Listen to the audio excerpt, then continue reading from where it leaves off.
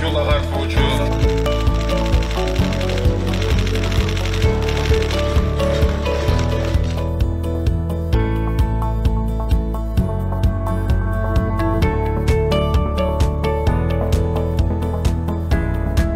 Урматтуу Касым-Жомарт Кемелович, кадырлуу боордош казак агайын туугандар, урматтуу мекендештер жана иш-чарабыздын меймандары.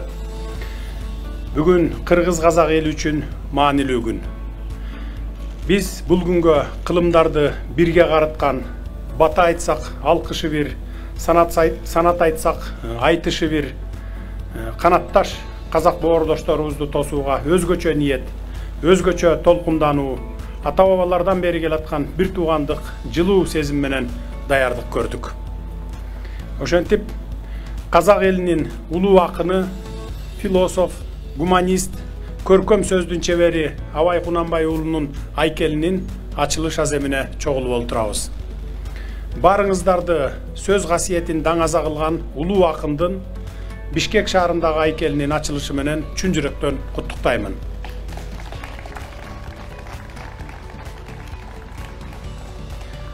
Улуу ойчулдун эстелигинин ачылышы эки өлкө, эки бир тууган эл үчүн маанилүү болгон Кыргыз Республикасы менен Казакстан Республикасынын ортосунда дипломатиялык мамилелердин түзүлгөндүгүнө 30 жыл толгон жылда болуп жатканы символикалуу көрүнүш. Казакстан Республикасынын президенти Касым-Жомарт Кемеловичке жана эки элдин эзелтен берки келаткан ынтымагын мындан ары да чыңдай турган иш-чарага катышкан бардык адамдарга чоң ыраазычылык билдиремин. Бул эстеликтин кыргыз жергесинде тургузулушу Казакстанда эле эмес, Кыргызстанда да Абай Кунанбай уулунун улуу жолуна, чыгармачылыгына, сөз касиетине өзгөчө урмат менен мамиле жасаларын айгинелейт.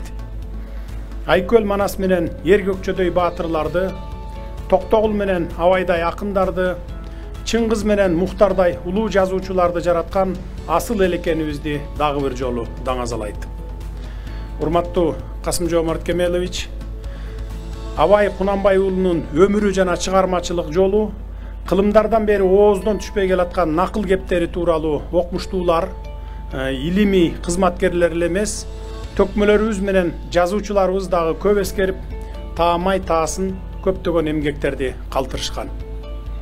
Эзелтеден бери жайласа жайлоосу, кыштаса кыштоосу бир болгон эки элдин Кыргызстан менен Казакстандын ортосундагы бир туугандык, достук байланыштар ажырагыс экенин тарых далилдеп турат. Демек, башкача болушу да мүмкүн эмес. Себеби мунун артында дүйнөдө жок, эки элге гана тиешелүү болгон дүйнө тааным, бай маданият, эч ким бөлө алгыс руханий алака катыш жана чырмалышкан адам тагдырлары менен тарыхы бир элдер турат. Кыргыз-казак ар дайым бири-бири үчүн тирек, бири-бири үчүн жөлөк болуп, тарыхтын бардык бурулуштарында бири-бирин колдоп келген, мындан ары да ошол боордоштук мамилени сактай билген, ишенимдүү союздаштар бойдон кала берерин бөркүмдөй өрөм.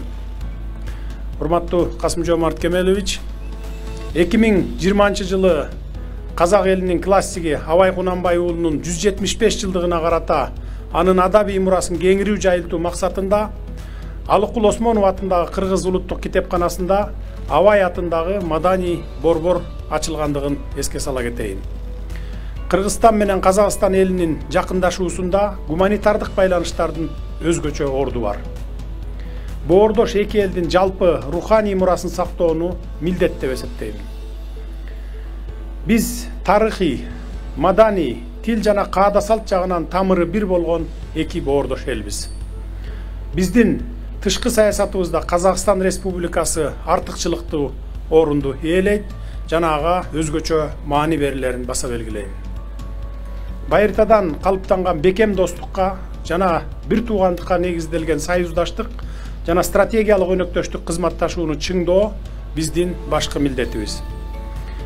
Азыркы учурдагы кыргыз-казак мамилелери мындан ары да бекемделип, эки өлкөнүн элдеринин кызыкчылыгында өнүгө берет деп ишенем. Ардактуу замандаштар, сөзүмдү жыйынтыктап жатып, дагы бир жолу эки элге тынчтык, бакубатчылык жана жыргалчылык каалайм. Бүгүнкүдөй жакшы саамалыктар менен мыкты чөрөлгөлөрдү ишке ашыруу эки өлкөнүн ортосундагы достукту жана кызматташтыкты чыңдоого өбөлгө болот деп ишенем. Көңүл бурганыңыздар үчүн терең ыраазычылык билдирем. Құрметті Садыр Нұрғожаұлы, қадірлі қырғыз бауырлар, ардақты ағайын, бүгін қазақ пен қырғыздың рухани өміріндегі ерекше күн. Бішкек төрінде Абай ескерткішінің бой көтеруі қырғыз елінің қазақ халқына деген айрықша құрметінің белгісі. Осы игі бастамаға қолдау көрсеткені үшін Қырғызстан президенті Садыр Нұрғожаұлы Жапаровқа зор ризашылығымды білдіремін.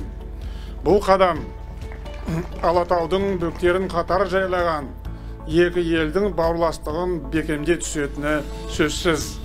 Бүгінгі кездесу шын мәнінде халқымыздың ауылы аралас, қойы қоралас екеніне айқын дәлел.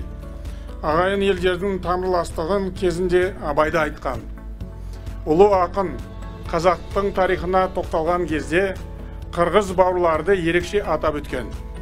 Ол еш қазақ қырғыз бен қазақтың бір тұқымдас екеніне таласпайды деген. Расында екі ұлттың тегі мен тілі бір, жүрегі мен тілегі бір. Айыр қалпақты ағайынға біздің ықыласымыз қашанда ерекше. Көп ұзамай елімізде Манас ескерткіші бой көтереді. Бұл есім қазаққа өте танымал. Бәріміз әйгілі Манасқа шын құрметімізді білдіреміз. Сол арқылы қырғыз ағайынға деген сыйластығымызды танытамыз. Манастану ғылымының негізін қалаған Шоқан Уәлиханов екенін еске салғым келеді. Манас жырының тағдыры тартысқа түскен кезде оған Мұхтар Әуезов араша түскенін білеміз. Осының бәрі бір-бірімізге деген жанашылық пен тілектестіктің көрінісі. Мен біздің бауырластығымыз бен достығымыз ешқашан мызғымайды деп сенемін. Қырғыз ағайынға бақ береке тілеймін. Ынтымағымыз арта берсін, достығымыз мәңгі бола берсін.